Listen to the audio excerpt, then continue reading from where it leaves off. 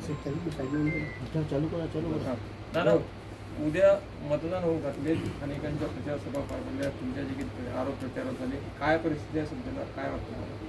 खरं तर या 5 वेळच्या निवडणुकांमध्ये सत्तेमधल्या असलेल्या भाजपला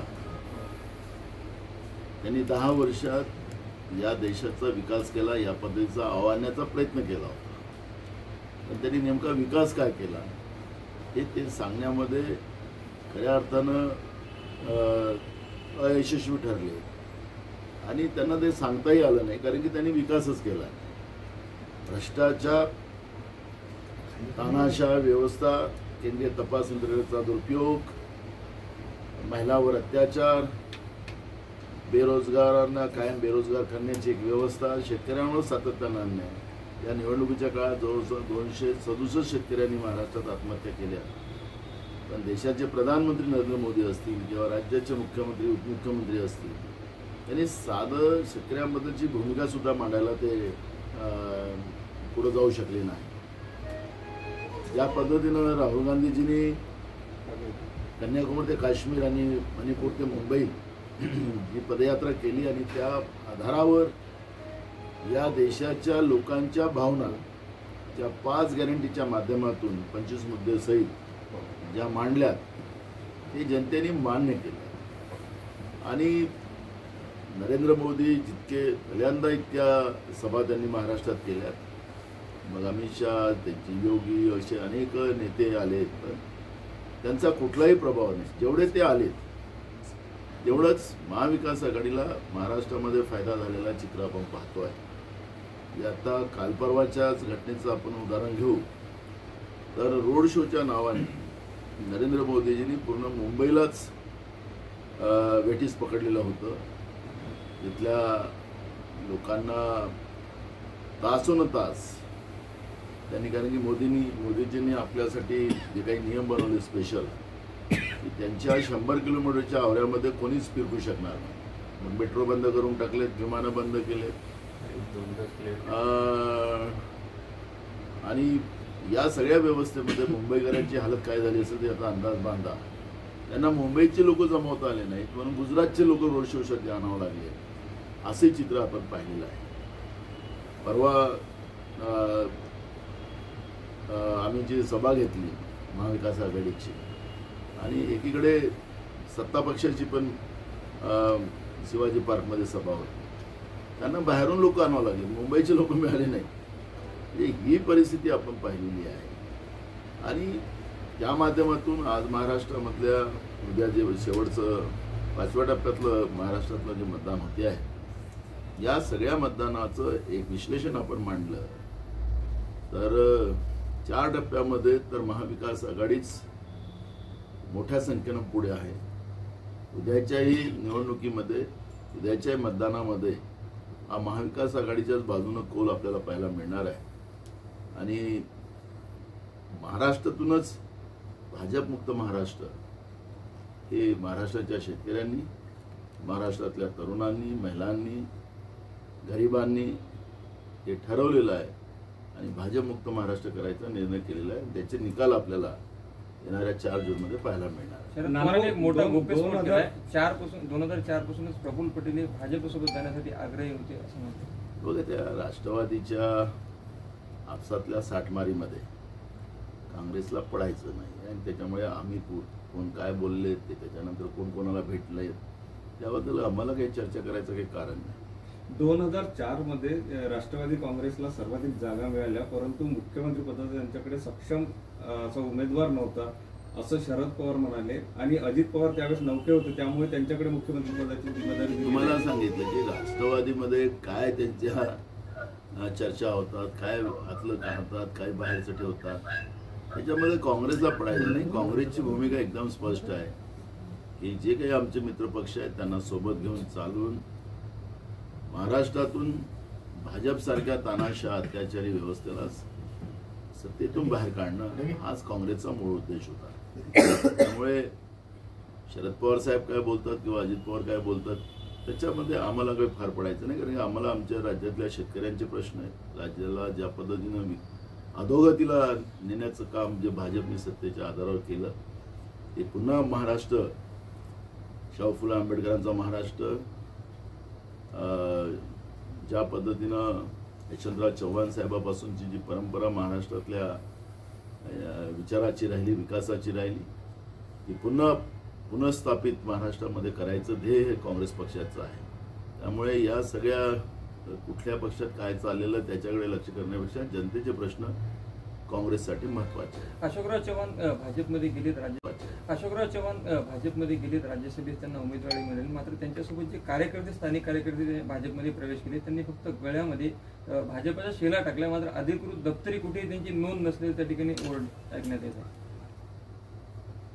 त्यांची अवस्था काय ते तर आपल्याला सगळ्यांना दिसत आहे. परवा शिवाजी पार्कच्याही सभेमध्ये दिसलेली आहे. ते आमच्या पक्षाने त्यांच्याबद्दलची चर्चा करायचं काही कारण पण नाही. पण आपलं माझंच या नांदेडवर वर्चस्व आहे हे दाखवण्याचा एक अयशस्वी प्रयत्न त्या काळामध्ये झाला. कार्यकर्त्यांना बोलवायचं की चर्चा करायची आहे. काँग्रेसच्या घरात काँग्रेसचे मोठे नेते राहिलेले त्यामुळे जायचे आणि तिथंच त्यांच्या गळ्यात तो शेला टाकायचा आणि फोटो हे करायचं आणि त्या कार्यकर्त्यांना भाजपमध्ये सामील झाला अशा पद्धतीचं दृश्य करण्याचं काम झालेलं आहे. ते नाकारता येत नाही. बाळासाहेब ठाकरे पण आम्ही पुन्हा आता नांदेडच्या संघटनात्मक ज्यावेळेस आम्ही जेव्हा प्लॅन करू त्यावेळेस ही जी काही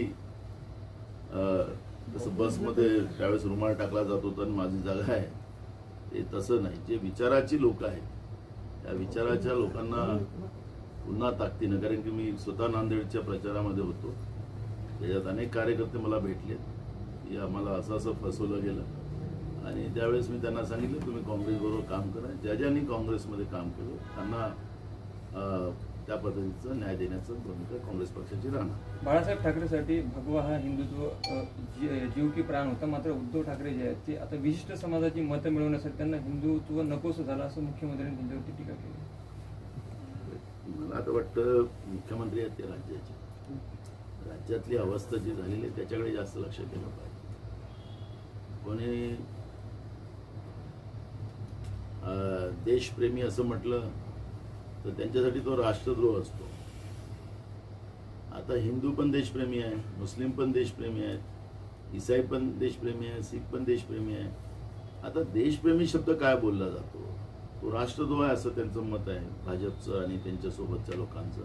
त्यांच्याबद्दलची चर्चा आपण नाही केली तर मला असं वाटतं की बरं आहे. नानाभाऊ, संजय राऊतांनी एक गौप्यस्फोट केला की शिंदे सीएम म्हणून तटकरे वळसे अजितदादा यांना नको होते कारण ते ज्युनियर आहे अशी चर्चा त्यांनी सुरू केली होती आणि फडणवीसांना ते नको होते. अशा प्रकारचा आज संजय राऊतांना ते दिल्लीतले नरेंद्र मोदी, अमित शहाच्या खेम्यातल्या खूप गोष्टी माहिती असतात. तर तुम्ही त्यांनाच ते प्रश्न विचार कारण की ते काही आम्हाला माहिती नाही. आम्ही सांगितलं की काँग्रेसची भूमिका, जनतेचे प्रश्न हेच काँग्रेससाठी महत्त्वाचे आहे. त्यामुळे या सगळ्या प्रश्नामध्ये आम्ही जाऊन TRP घेण्याचा आमचा कुठलाही उद्देश नाही. मागील निवडणुकीत पाहिलं तर वंचितनं दलित असतील आणि मुस्लिम वोट असतील त्याची एक चांगली मोठ त्यांच्या बाजूने होती, त्यांचा फटका काँग्रेसला बसला. मात्र या मतदानामध्ये आता शेवटचा टप्पा होता, मतदान पार पडतो. काय वाटतं तुम्हाला, तो इम्पॅक्ट दिसून आला आहे? अकोला हे सॅम्पल आहे. इथूनच आपल्याला खरं 4 जूनला निकालाचं आणि राज्यातल्या जनतेची मानसिकता नेमकी काय हे आपल्याला पाहायला मिळणार आहे. त्याच्यामुळे आता काय ते बोलतात आणि त्यांच्याकडे लक्ष करायचं काही कारणच नाही. त्यामुळे काँग्रेस पक्षाची भूमिका ज्या पद्धतीने मल्लिकार्जुन खरगे साहेबांनी आणि राहुल गांधीजींनी मांडली की संविधान आणि लोकशाही दोन्ही धोक्यात आलेली आहे, ती वाचवणं हे आमचं पहिलं ध्येय आहे. ज्या काँग्रेसने या देशाला स्वातंत्र्य मिळवून दिलं त्याच पक्षाला या देशाचं संविधान वाचवण्याची जबाबदारी आलेली आहे. आणि म्हणून देशातल्या सगळ्या सर्वधर्म समभावाला मानणारं जी आमची बेसिक आमची घटना आहे त्या आधारावर देशाच्या जनतेने काँग्रेस आणि इंडिया आघाडीच्या सोबत जोडली. त्यामुळे आपण पाहिलं असेल की एक मोठं परिवर्तन आपल्याला या निवडणुकीमध्ये पाहायला मिळालेलं आहे. त्यामुळे कोण काय बोलतोय त्याच्याकडे लक्ष करायच्यापेक्षा देश हा सगळ्यात आमच्यासाठी महत्त्वाचा आहे. देशाचं संविधान आमच्यासाठी महत्त्वाचं आहे, लोकशाही महत्त्वाची आहे आणि त्याच्यावर आम्ही काम केलं. जनतेने आम्हाला प्रतिसाद दिलेला आहे. योगी आदित्यनाथ पंतप्रधान म्हणाले POK आम्ही 6 महिन्यामध्ये परत मिळू. 10 वर्षात काय केलं? 10 वर्षात काय केलं ते सांगितलं पाहिजे ना. गरिबांना तांदूळ दिला, त्याच्यात ते प्लॅस्टिकचा तांदूळ चीनचा आणून मिळवून दिला. चीनने आपल्या देशाच्या सीमा कब्जा करून घेतल्या, त्याच्यावर बोलायला काय तयार नाही. भगवे कपडे घातलेले आहेत, संतासारखा विचार मांडावा. पण ज्यांनी देशाला विकलं अशा नरेंद्र मोदीच्या बद्दलचा गुणगान गात असतील तर एक प्रकारचं त्या भगवं वस्त्राचाही ते अपमान करतात असं आमचं मत. राष्ट्रवादीचं काँग्रेसमध्ये विलिनीकरण व्हावं असं शरद पवारांनी सुचवलं होतं, मात्र ते आता म्हणाले की त्याला वेळ आहे, मात्र पर्याय पुढे आहे असे संकेत त्यांनी दिले. म्हणजे आपल्याला मी सांगितलं की राहुलजींनी सांगितलं की देशभरातल्या अनेक पक्षांनी काँग्रेसमध्ये विलिनीकरणाचा प्रस्ताव काँग्रेस हायकमांडकडे आहे असं मला पुण्याच्या सभेत सांगितलेलं होतं. त्यांनी ते मला सांगितलं. त्याच्यामुळे हे चालत राहणार आहे ही प्रक्रिया. प्रकाश आंबेडकरांनी असं म्हटलेलं आहे की एजन्सीच्या भीतीने शरद पवार आणि उद्धव ठाकरे निवडणुकीनंतर भाजपसोबत जातील. मला आत्ता त्याच्यावर चर्चा करायची नाही ना, त्याच्यामुळे तो आमचा विषयच नाही.